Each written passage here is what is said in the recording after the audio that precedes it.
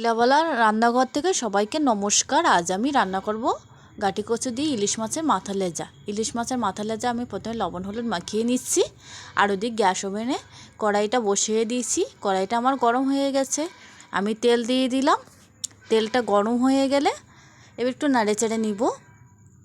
দেখুন বন্ধুরা, আমার কিন্তু কড়াইতে তেল দিয়ে দিলাম, তেলটা গরম হয়ে গেছে। এবার আমি মাছ ভেজে নেব। ক পিস মাছ আছে সেটা আমি ভেজে নেব, মাথার লেজাটাও ভেজে নেব।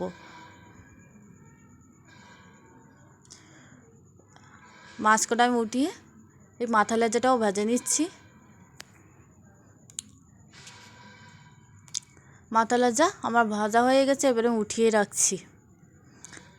এবারে ওই তেলের মধ্যে ইলিশ মাছের একটু ডিম একটু তেল ছিল, সেইটা আমি ভেজে নেব।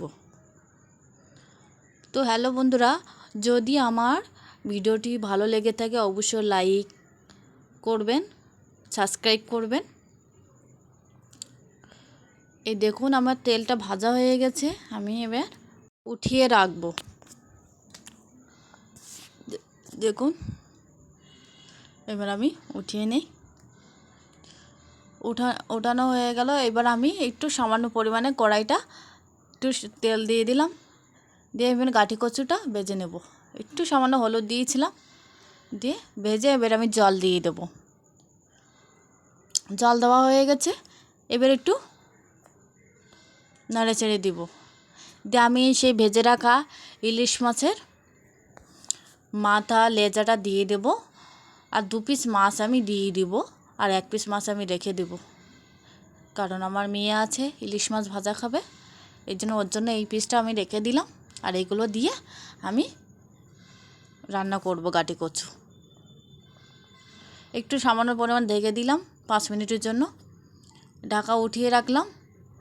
দেখুন বলক উঠে গেছে। আমি আগের থেকে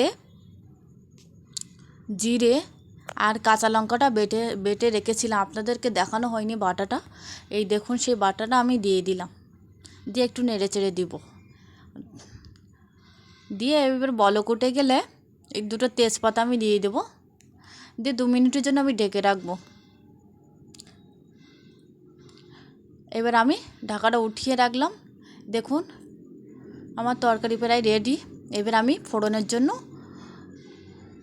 রেডি করব। আমি তরকারিটা ঢেলে নিলাম, কড়াইটা বসিয়ে দিলাম, সামান্য পরিমাণে তেল দিয়ে দিচ্ছি। তেলের মধ্যে আমি গোটা জিরে একটা তেজপাতা দিয়ে দেব, দিয়ে এইবার আমি গাটি কচুর তরকারিটা দিয়ে দেব। তো বন্ধুরা, আপনারা অবশ্যই এভাবে গাটি কচু দিয়ে ইলিশ মাছের মাথা লেজা দিয়ে রান্না করে খাবেন। অবশ্যই আপনাদের ভালো লাগবে, যদি না লাগে আমাকে বলবেন। কারণ ইলিশ মাছের মাথা লেজা দিয়ে অনেক কিছু অনেকভাবে খাওয়া যায়। তো আজ আমরা গাটি কচু দিয়ে খেলাম, পরের বার অন্য কিছু দিয়ে খাবো, আপনাদেরকে তাও শেয়ার করব। আর আমার গাটি কচু দিয়ে ইলিশ মাছের মাথার লেজা রেডি। তো বন্ধুরা এই দেখুন আমার তরকারিটা আমি এবারে গামলার মধ্যে ঢেলে নিলাম। তো বন্ধুরা আজ এই পর্যন্ত, পরের বার আবার দেখা হবে, আবার কথা হবে। আমার চ্যানেলটি যদি ভালো লেগে থাকে অবশ্যই সাবস্ক্রাইব করবেন। ভালো থাকুন, সুস্থ থাকুন।